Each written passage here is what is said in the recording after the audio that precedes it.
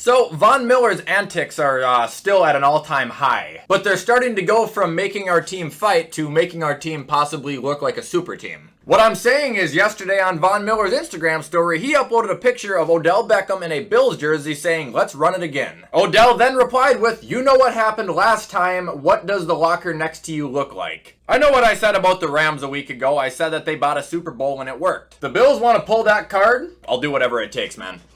Anyway, what is going on, guys? Welcome back to another video and happy Tuesday. Today's video, we are once again going to be ranking players randomly without knowing who's coming next. We are going to be doing the head coaches and the tight ends today. Your guys' feedback was awesome, and please understand the reason that I'm doing these videos so frequently is because you guys like them. So if you guys continue to like them, I will continue to do them. You know, as long as I can until we run out of ideas. Couple quick things, of course, before we hop into the video. One, head over to gfuel.com, use code WyattzWorld, and save yourself a discount on any G Fuel products. Two, for anybody who's 18 years or older and would like to download the daily fantasy app known as Prize Picks, you guys can use code WyattzWorld to get up to $100 back of your first deposit. Always play responsibly, and let's hop into the video.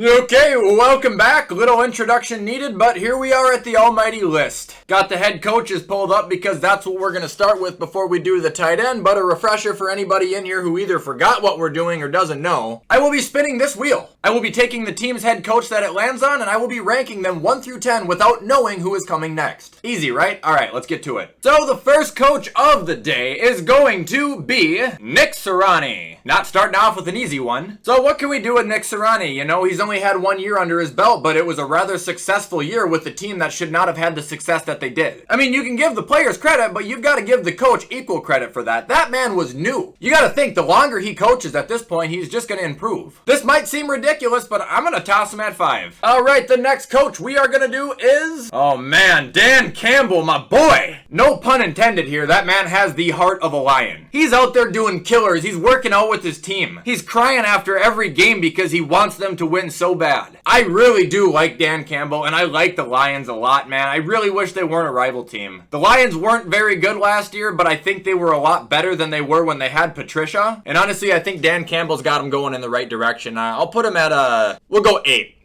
All right, who do we got next? Dennis Allen. For those who don't remember, Dennis Allen was the head coach of the Raiders for, might have honestly been 3 seasons, but he did not do a good job. Under 10 wins, over 20 losses. I understand he's got a much better looking team right now, but realistically, I'll put him at 9. I have no reason to want him over Dan Campbell. Next coach. Give me someone elite. Your choice. So I get to pick? I'll take Bill and put him at 1. That eliminates a lot of questions going forward because he is my best coach in the league right now, so he should be there in my book. Realistically, and I know I've always been vocal about my love for Mike Tomlin, I honestly think Mike Tomlin and him might be on their own pedestal. I might take Mike Tomlin over Andy Reid. Not saying I for sure would, but it's just like you get Tomlin and Bill, man. They're the two guys that can just, I know I sound like a broken record, but they make anything work with anything. They don't play to look good, they play to win. All right, next coach on the list. We've got quite a few spots left. I think we only have 4 filled. Doug Peterson. Oh, I hate this guy, but I can't put him at 10. It would make the whole list go completely haywire. Oh, man, screw Doug Peterson. I'm gonna put him at 7. He has a Super Bowl, great. And without the Super Bowl season, he would be under 500 as a head coach in the regular season. The reason I just don't like Doug Peterson is because of how he left Philly. It seemed like his job got hard and he just shrugged his shoulders and said, you know what, screw this, I'm done. I just think he's a snake like that, but if he didn't want his job to be hard, he went to the worst place possible because his job is going to be on legend difficulty now. Alright, quick recap. We got Belichick at 1, Sirianni at 5, Doug Peterson at 7, Dan Campbell at 8, and Dennis Allen at 9.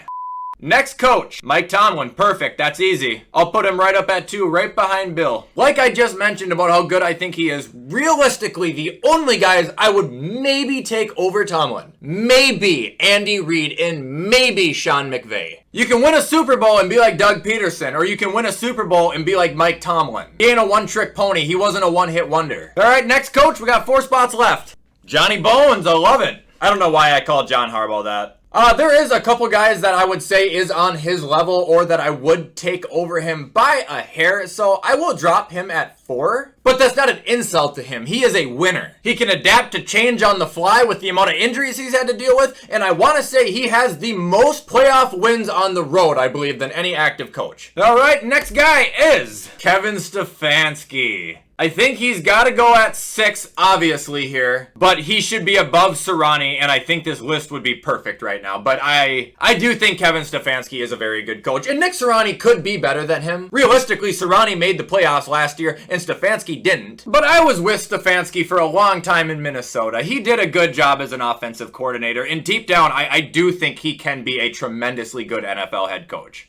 All right, 2 spots left, number 3 and number 10. Come on, come on, come on. I can't look, I'm nervous. Matt LaFleur? That's perfect, actually. So Matt LaFleur will go in the 3 spot, and I think that's right. Below Tomlin and Belichick, above Harbaugh slightly, or about the same as Harbaugh. I don't want to like Matt LaFleur. I don't ever want to say anything good about him. But as a head coach, he has an outstanding record, whether you would like to award it to Aaron Rodgers or to him or to both. He's kept Green Bay in the front of the NFC North for how long? The only thing he slipped up on is the postseason games. I think he is a very, very smart, offensive-minded guy, and as a head coach in the league, he is one of the best. All right, last spot. It's number 10. I mean, it's do or die. Come on, come on, come on. It was almost Matt Rule, and it's Sean McVay. God damn it. Dude, if it would have been Matt Rule, this list would have arguably been an A. Obviously now it's completely screwed, but we all know McVay doesn't belong there. He belongs up here. I didn't have a choice. So to run through the list, we got Belichick at 1, Tomlin at 2, Matt LaFleur at 3, John Harbaugh at 4, Nick Sirianni at 5, Stefanski at 6, Like I said, that might be a hiccup. Peterson at 7, Dan Campbell at 8, Dennis Allen at 9, and McVay at 10. But again, that was a lot of fun, and let's get on to the tight ends.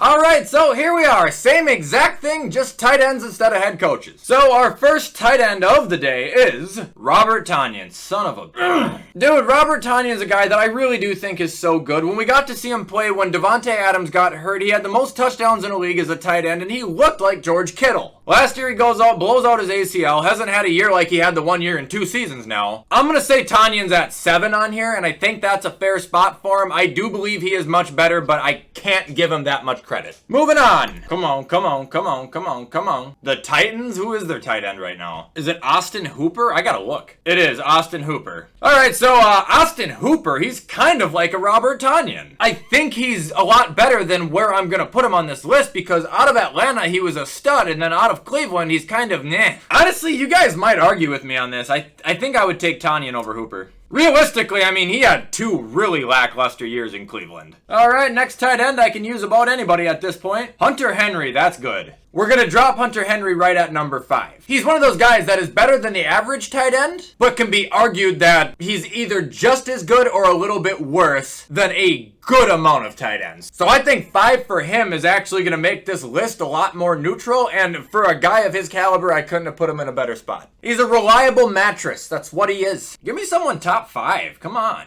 Top 10 works. Dallas Goedert.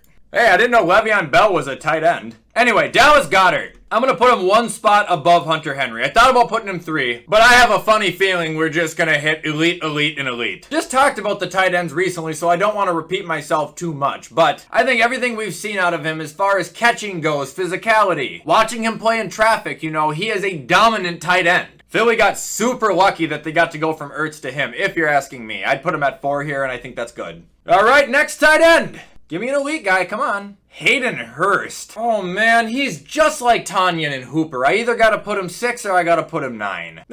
69. Weirdly, he was better in Baltimore when he was playing along Mark Andrews than he was in Atlanta. But now he's going to the Bengals, where before his injury, CJ Uzomah had a lot of success last year. I think Hayden's going to have a big year. But there are so many people on this list that I would take over him that I can't put him at 6. I'm going to have to put him at 9. And I'm going to be honest, I think this is wrong. But at least it can be argued, right? Alright, so 5 done. We've got nobody 1 through 3. Goddard at 4, Hunter Henry at 5, 6 is blank, Tonyan 7, Hooper 8, and 9 is Hayden Hurst, and 10 is obviously blank.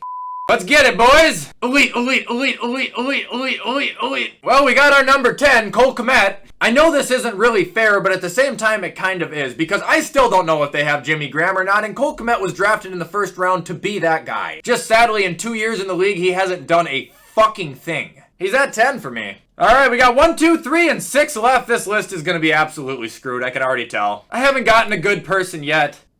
Let's go! Raiders! Great start, actually! Alright, Darren Waller, thank God! And I've gone on record to say this, and I'm sorry. I think he is equally as good, or maybe even a little bit better than Mark Andrews. Darren Waller is a freak, dude. He's like Kelvin Johnson. If the ball is in the air and you have to jump for it, it's game over. It goes to Waller. He wins. He is a very dominant tight end, and I'm gonna drop him at 2, just because we haven't been getting anybody good. All right, come on. We need more luck like that. Elite, elite, elite, elite, elite. My choice, my choice, my choice, my choice! Oh, this is great! I can already tell what's going to happen. The last one, it's going to kick us right in the nuts like it did last list. Anyway, my choice? Give me the best tight end in the league, Travis Kelce. Him and Kittle are neck and neck. I think Kittle, honestly, probably will overtake him maybe this year. But you got to remember, Travis Kelce's getting up there in age, man. He's going to start slowing down at one point or another. As of this very moment, though, he is still the best and most valuable tight end in football. And if you argue that, look in the mirror and you'll see the biggest liar on planet Earth. So, next spin. Kyle Pitts! This is elite! Yeah, I know he had 1 touchdown last year. Did you watch him play? He is like Darren Waller. He is like Kelvin Johnson, even though I know Kelvin Johnson was a fucking receiver. I'm just saying. Is a physical specimen. You don't come across guys like Kyle Pitts, Darren Waller, Kelvin Johnson very often. He looks like a pterodactyl. All right, final spin on this list. Can we hit it? No, we don't. It's Ian Thomas, and he's barely played. Not bad, but it's just not accurate. What do you guys think? We got Travis Kelce at 1, Waller at 2, Kyle Pitts at 3, Goddard at 4, Hunter Henry at 5, Panthers duo at 6, Tanyan at 7, Hooper at 8, Hayden Hurst at 9, and Cole Kmet at 10. That looks good to me. Alright guys, if you enjoyed that video, let me know. If you want to see me do more, recommend categories to me. I will make sure to read them. However, if you want to show support to this video, you already know what to do. Comment, like, subscribe, turn that bell on. I do my best to post on this channel every single day. Anyway, I'm going to hop off and get this stuff edited so you can watch it on time. You guys know the drill. As always, I will see you in the next video.